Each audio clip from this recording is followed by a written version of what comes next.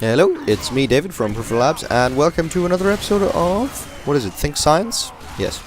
And the title this week is Think Proton Beam, yes. Well, actually, before I get onto the Proton Beam, I just want to say that the game I'm playing in the background here is Bulletstorm. I'm playing the Echo missions, severely underrated game. But anyways, moving on to the science. The Proton Beam. Well, the reason I want to talk about this is a friend of mine the other day said to me, what would happen if you put your hand in front of the beam coming out of the Large Hadron Collider, which accelerates protons to 99.9% the speed of light. Can't go quite the speed of light because only light can do that, but they go very, very fast. And he wanted to know what would happen if you did that. That's an excellent question, because we don't really know. And not only that, we're not actually going to know what would happen if you did that. Number one, because you can't actually see the protons coming out of the Large Hadron Collider because it's a circle. So they just keep going around and around and around and around and around and around, and around in a circle. So they don't come out. And even worse than that, the actual beam of electrons is contained inside a tube that is a vacuum, so the air has been sucked out.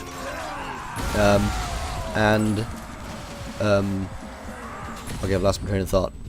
Okay, so it's a vacuum, and as well as being in a vacuum, there are super powered magnets that are very, very cold. That is 1.9 degrees Kelvin, or minus 271 degrees, I think is 1 Kelvin. So yeah, very, very cold, and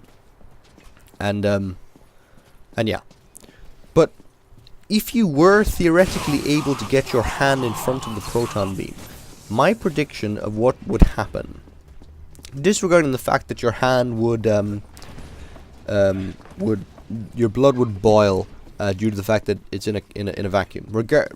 Disregarding that fact, personally, I would think that the protons, even though they're extremely small and there's only a few thousand of them, I think they would go right through your hand.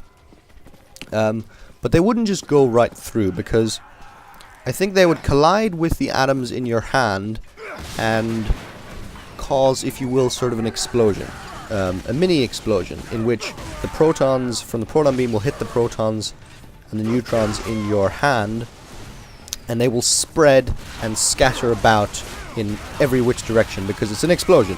So the protons would break apart and throw everywhere, which would throw more super fast beams of particles through your hand, which will probably damage your nerves and the tissue in your hand and cause you to lose your feeling and get sort of a paralyzed hand. I also think due to the super fast nature and the fact that they are protons, you would probably get sort of radiation damage, like your hand would look like it's burnt. You know what I mean? You'd probably have some sort of hole in the middle of your hand that was surrounded by a burn mark. That would be my guess.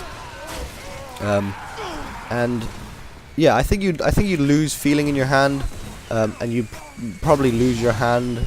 Something to the like of that. It wouldn't be a very good idea, let's put it that way. But anyways, let's go back for a second and just think about this proton beam for a second. I'm just going to give you a brief overview of the Large Hadron Collider so you know what these proton beams are. Basically, the Large Hadron Collider is a huge 27-kilometer circle underground, about 100 meters underground between Switzerland and France. And in it contains 9,600 magnets that weigh several tons each. That's a lot of magnets, and they're used to direct the beam of electrons in a circle so they don't go flying out in a straight line. And huge amounts of electricity is used to accelerate the protons of an atom. That's the positively charged particle in the nucleus of an atom.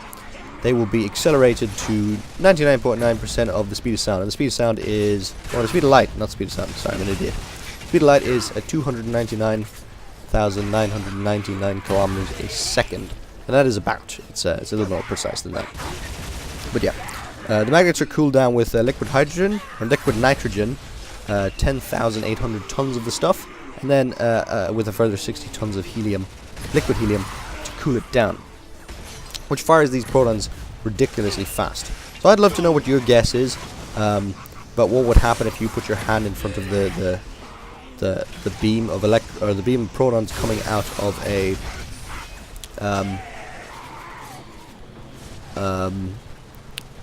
the beam of protons coming out of the Large Hadron Collider. Sorry, I'm hesitating there. I might cut that out. Or I might not. I don't know.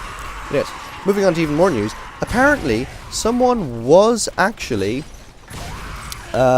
hit by a proton beam.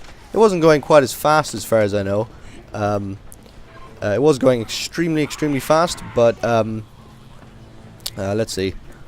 I'm just reading some information here about this machine. Yes, a man named I don't know if I can pronounce this now. I'm going to try. Anatoly Bogorsky accidentally leaned his head over the proton beam equipment to try and fix something, and he was hit in the back of the head by a proton beam. Now, again, I'm not sure, so don't quote me on it. I don't think there were as many protons as there are in the Large Hadron Collider, and they weren't going as fast, and then they didn't have as much energy. But he was hit by this proton beam in the back of his head, and he says here, I'm just reading the Wikipedia thing. I will put a link, by the way, in the description so you can read about this shit. He says he saw a flash brighter than 1,000 suns, but did not feel any pain.